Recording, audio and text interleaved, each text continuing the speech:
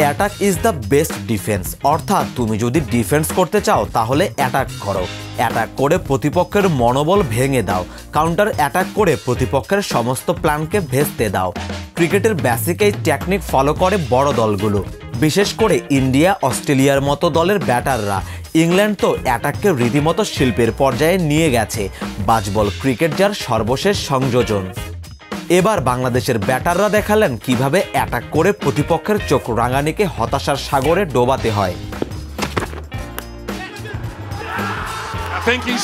বাংলাদেশের দ্বিতীয় ইনিংসে বেশ আগ্রাসী একটা শুরু করেছিল ওয়েস্ট ইন্ডিয়ান পেসাররা।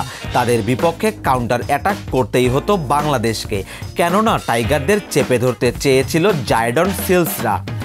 বাংলাদেশের পেসারদের আগ্রাসনে কুপকাত হয়েছে ক্যারিবিয়ান ব্যাটাররা, তাই তো ক্ষোভ জমেছিল তাদের বোলারদের মধ্যে। পেসারদের আগ্রাসী বোলিংয়ের সাথে স্লেজিংয়ের তুমুল স্রোত বয়ে যায় সাবাইনা পার্কে।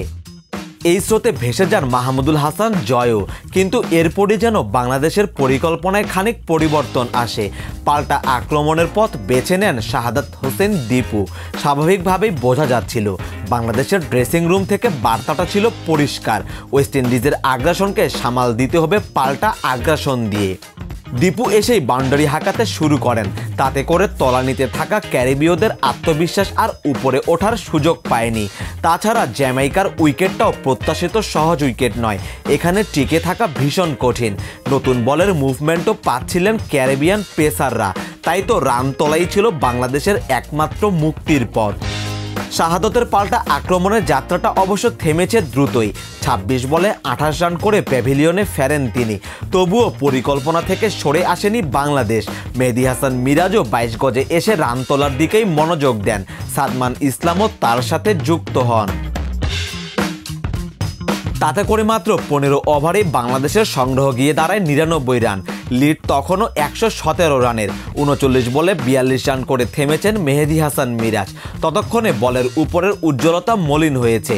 তখন অবশ্য সামঞ্জস্যতা বজায় রাখার চেষ্টা চালিয়েছে বাংলার ব্যাটাররা। বড় রান কেউ করতে পারেননি বটে, কিন্তু সবাই কম বেশি অবদান রেখেছেন দলের সংগ্রহে। তাই তো দিন শেষে ২১১ রানের লিড নিয়ে দিন শেষ করেছে বাংলাদেশ। বাংলাদেশের ব্যাটিং অর্ডারের বর্তমান বেহাল দশা। এমন পরিস্থিতিতে এই ছোট্ট ছোট্ট কিন্তু কার্যকর ইনিংসগুলোই ব্যাটারদের যেমন আত্মবিশ্বাস ফেরাবে, তেমনই হয়তো জয়ের রাস্তাও খুলে দিতে পারে। আর ওই যে আগ্রাসনের বিপক্ষে আগ্রাসী হওয়ার সিদ্ধান্তেই বাংলাদেশকে জ্যামাইকা টেস্টের তৃতীয় দিন শেষেও ম্যাচ থেকে ছিটকে যেতে দেয়নি।